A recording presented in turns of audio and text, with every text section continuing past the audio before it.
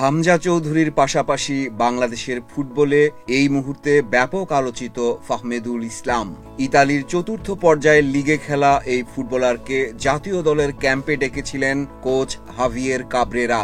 Italy থেকে Saudi আরবে গিয়ে সেই ক্যাম্পে যোগ দেন ফাহমেদুল। টিম অনুশীলন এবং প্র্যাকটিস ম্যাচে তার পারফরম্যান্স নিয়ে পাওয়া যাচ্ছিল ইতিবাচক তথ্যই, কিন্তু ক্যাম্প শেষ করে দল যখন দেশে ফিরল সেখানে ফাহমেদুল নেই। সৌদি আরব থেকেই ইতালিতে ফিরে গেছেন এই তরুণ।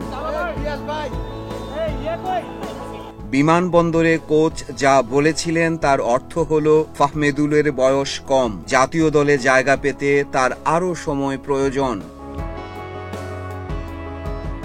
তবে ফুটবল ভক্তরা কোচের এই যুক্তি মানতে রাজি নন। প্রতিভা থাকলে বয়স কেন বাধা হবে? আর বয়স দেখেই তো কোচ তাকে ডেকেছিলেন। সৌদিতে প্র্যাকটিস ম্যাচে হ্যাট্রিকও করেছিলেন ফাহমেদুল, তাহলে কেন তাকে বাদ দেওয়া হবে? পুরনো সেই সিন্ডিকেটের দিকে ছুটল সন্দেহের তীর। ফুটবলে সিন্ডিকেটের অবসান ও ফাহমেদুলকে ফেরানোর দাবি নিয়ে চলল মিছিল, বিক্ষোভ, ঘেরাও। সিন্ডিকেটের কারসাজিতে জাতীয় দলের ক্যাম্প থেকে ফুটবলার বাদ দেওয়ার এমন অভিযোগ বাংলাদেশের ফুটবলে নতুন কিছু নয়। ফাহমেদুলের আগেও প্রতিভার প্রমাণ দেওয়ার আগেই ক্যাম্প কিংবা ট্রায়াল থেকে ফিরে গেছেন বেশ কয়েকজন বাংলাদেশি বংশোদ্ভূত ফুটবলার।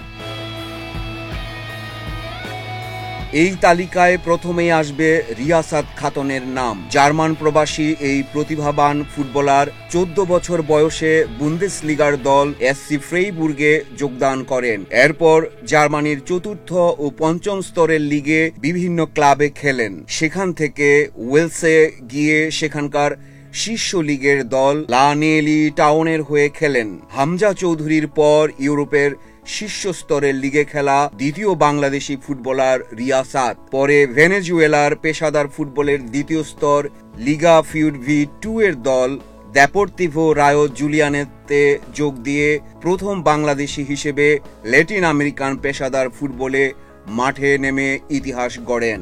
রিয়াসাতের লক্ষ্য ছিল জন্মভূমি বাংলাদেশের জার্সিতে খেলার। 2013 সালে জামাল ভুঁইয়া আর রিয়াসাত একসঙ্গে বাংলাদেশ জাতীয় ফুটবল দলের ক্যাম্পে যোগ দিয়েছিলেন, তবে জায়গা পাননি।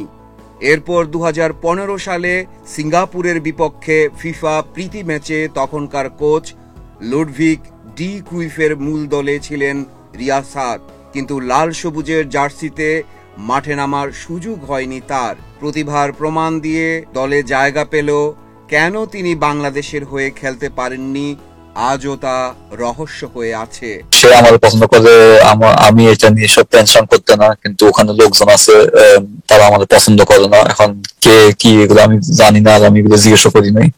তারপর আমি 2015 আবার ছিলাম, আবারও লুডভিগ কয়েক ডাকছিল আমাদের। তখনই ও একই কথাও বলছিল যে এখনো অনেকজন আছে আমাকে পছন্দ করে না, এখন কে কি এসব এগুলো আমি আর জিজ্ঞেস করি নাই। তখন মিডিয়াতেও ছিল যে কোচ আমার পারফরমেন্স পছন্দ করে নাই, মিডিয়াতেও লিখছিল, কিন্তু কোচের সাথে আমার নিজেরও কথা হয়েছে, কিন্তু কোচ বলছে এসব সত্যি না, সে আমার পারফরমেন্স নিয়ে খুশি। He liked my performance and he liked the way I play. 2022 বিশ্বকাপের স্বাগতিক দেশ কাতারের সর্বোচ্চ পর্যায়ের ক্লাব আল দুহাইলে খেলেছেন বাংলাদেশি বংশোদ্ভূত উবায়দুর রহমান নবাব। শুধু তাই নয়, দেশটির বয়স ভিত্তিক জাতীয় দলেও জায়গা করে নিয়েছিলেন। এমন একজন ফুটবলার কাতার জাতীয় দলের হয়ে বিশ্বকাপে খেলার স্বপ্ন দেখতেই পারতেন, কিন্তু সব বাদ দিয়ে তার একমাত্র মিশন ছিল বাংলাদেশ জাতীয় দলের হয়ে মাঠে নামার। সেই স্বপ্ন পূরণে আল দুহাইল ছেড়ে বাংলাদেশের লিগে নাম লিখিয়েছিলেন। জাতীয় দলে একবার ডাকও পেয়েছিলেন কোচ মারিও ল্যামোসের অধীনে, তবে মাঠে আর নামা হয়নি। বারবার উপেক্ষিত হয়ে শেষ পর্যন্ত আবারও কাতারে ফিরে গেছেন দেশটির বিখ্যাত অ্যাসপায়ার একাডেমি থেকে উঠে আসা এই ফুটবলার। 2021 সালে কিরগিজস্তানে ত্রিদেশীয় টুর্নামেন্টের জন্য হঠাৎ করেই কানাডা প্রবাসী রাহবার ওয়াহেদ খান আর ফ্রান্সের তাহমিদ ইসলামকে বাংলাদেশ জাতীয় দলে ডাকেন তখনকার হেড কোচ জেমি ডে। রাহবার ওই টুর্নামেন্টে 3 ম্যাচ খেলার সুযোগ পেলেও মাঠে নামতে পারেননি তাহমিদ। বিশকেক থেকেই ফ্রান্সে ফিরে গিয়েছিলেন সে দেশের 5ম স্তরের লিগে খেলা তাহমিদ। আর জাতীয় দলে নিয়মিত হওয়ার আশায় কানাডার আধা পেশাদার লিগ ছেড়ে দেশের ক্লাব ফুটবলে যোগ দিয়েছিলেন রাহবার। তবে আর কখনোই তাকে জাতীয় দলে ডাকা হয়নি। শেষ পর্যন্ত আবার কানাডায় ফিরে যান রাহবার খান।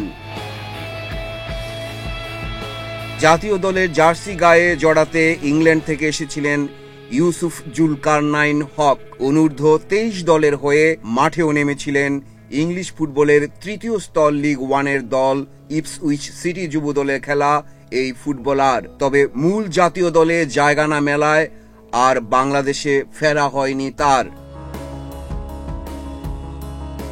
জাতীয় দলে খেলার স্বপ্ন নিয়ে বাংলাদেশে আসার পর উপেক্ষা কিংবা ব্যর্থতা নিয়ে ফিরে গেছেন এই ফুটবলার। এই তালিকায় সর্বশেষ সংযোজন ফাহমেদুল। যদিও ভবিষ্যতে তাকে আবারও ডাকা হবে বলে আশ্বস্ত করছেন কোচ। দেখা যাক ফাহমেদুল কি রিয়াসাত নবাবদের মতো বাংলাদেশের ফুটবলের আফসোস হয়েই থাকেন, নাকি জামাল তারিক কাজীদের মতো লাল সবুজের জার্সিতে নিজের প্রতিভা দেখানোর সুযোগ পাবেন।